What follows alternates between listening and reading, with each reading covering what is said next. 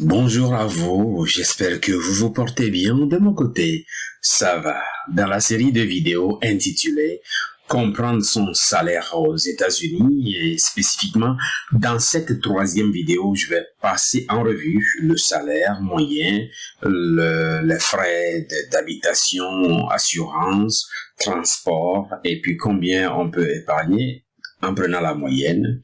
Et à la fin, je vais prendre un exemple typique de l'assurance pour les dents, combien je paye, combien l'assurance paye, et enfin, donner une projection sur le sujet pour ce qui concerne la troisième vidéo.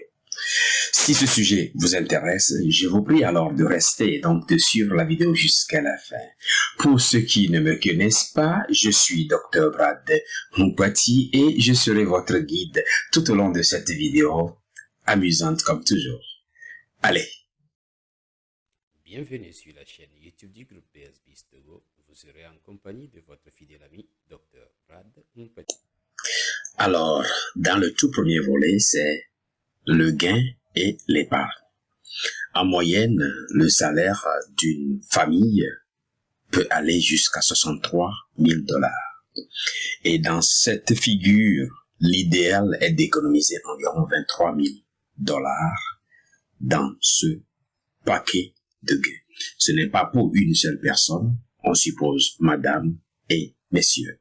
On va aller alors au deuxième poste de réalité. Deuxième poste, on voit ici que pour le logement, le coût moyen tourne autour de 1700 $ par mois. Et le prix de maison, par contre, va près de 300 000 $. Ce qui veut dire c'est le prix total de la maison, c'est le prix moyen. Et la portion idéale de salaire qu'il faut dépenser sur le logement doit tourner autour de 35%. Normalement, un tiers, c'est plus raisonnable. Et pour acheter une maison, le montant qu'il faut déposer avant d'avoir le prêt immobilier tourne autour de 60 000. On va aller alors au point suivant. On peut le voir, pour 2 chambres salon, on peut espérer payer jusqu'à 3 000 $ dans le Californie, 2 500 dans le New York, 2 000 tout au plus dans Boston, à Colorado, Denver, 1300, Charlotte, dans le North Carolina, 1100, poussière, et autour de 1000 pour Houston, Texas. Ces données sont de Statistica Apartment List en 2020. Actuellement, ce coût est plus élevé, peut-être près de 30% d'augmentation à ce jour. Alors, au point suivant.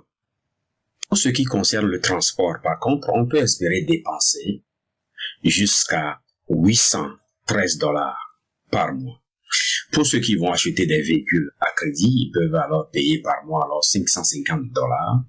Si par exemple on prend Uber ou Lyft ou on n'a pas de voiture ou bien on prend transport en commun, on peut dépenser plus de 300 $. Le coût pour le carburant, environ 200 $. Idéalement, ce coût-là, c'est au-delà parce qu'en moyenne, si je prends 60 fois 4, 120, donc ça va au-delà de 200 $ actuellement. Et pour l'assurance de voiture, bon, ça dépend, mais il y a des gens qui payent au-delà de 100, et comme il y a des gens qui payent en bas de 100 pour l'assurance de leur véhicule, dépendamment de leur historique, alors de conduite, de séjour aux États-Unis, et de bon caractère de bon chauffeur. Si on va alors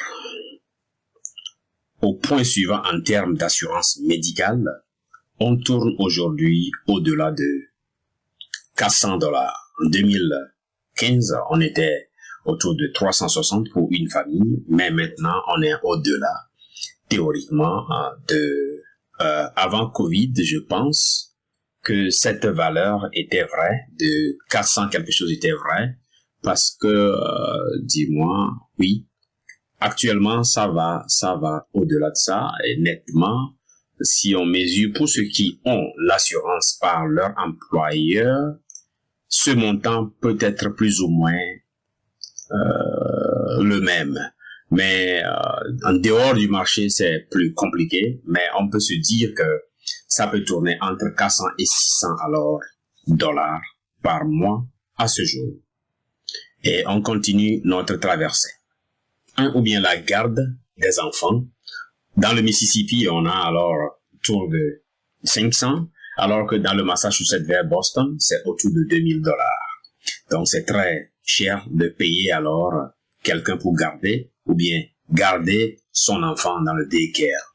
Et idéalement, ce paiement de 1700 dépasse normalement le salaire moyen des nouveaux venus qui peut-être n'ont pas l'anglais alors pour langue, quand ils se mettent à gagner alors autour de 12 dollars, 13 dollars, 14 dollars, leur salaire par mois est en bas alors de ce montant. Comment quelqu'un qui gagne alors moins de 1700 alors peut se permettre de payer alors la garde des enfants? Alors concrètement, qu'est-ce qu'il faut se faire? Qu'est-ce qu'on peut faire? Point d'interrogation, on reviendra en détail sur ce sujet après. Puis, il faut manger. On peut alors estimer pour une famille autour de 660 dollars pour le manger. S'il y a par exemple l'abonnement télévision, l'abonnement de XY, on peut peut-être mettre 200 quelque chose dollars. Peut-être pour les habits, on veut en acheter une ou deux fois en passant, on peut mettre autour de 200 dollars. Pour le téléphone, supposons qu'on n'a pas un plan de famille, on peut alors dire qu'autour de 80 dollars pour madame et messieurs. Si on a un enfant âgé, alors on prend peut-être family plan, on peut se voir autour de 100 dollars. Bon, gymnastique, on ne fait pas ces choses, bon, on peut garder ça, mais dans gymnastique, on peut dire, appeler l'Afrique, par exemple, et envoyer un peu de l'argent à un neveu, un oncle, donc on peut se voir au-delà. Regardez cette vidéo, prenez un papier, essayez de faire le calcul de le coût de la vie, et essayez d'imaginer le salaire pour voir alors comment on peut alors se prendre. Alors, cette partie de la vidéo est intéressante, on va reprendre une vidéo séparée alors, pour parler réellement alors de l'assurance spécifiquement liée aux dents et je vais donner un exemple précis et réel.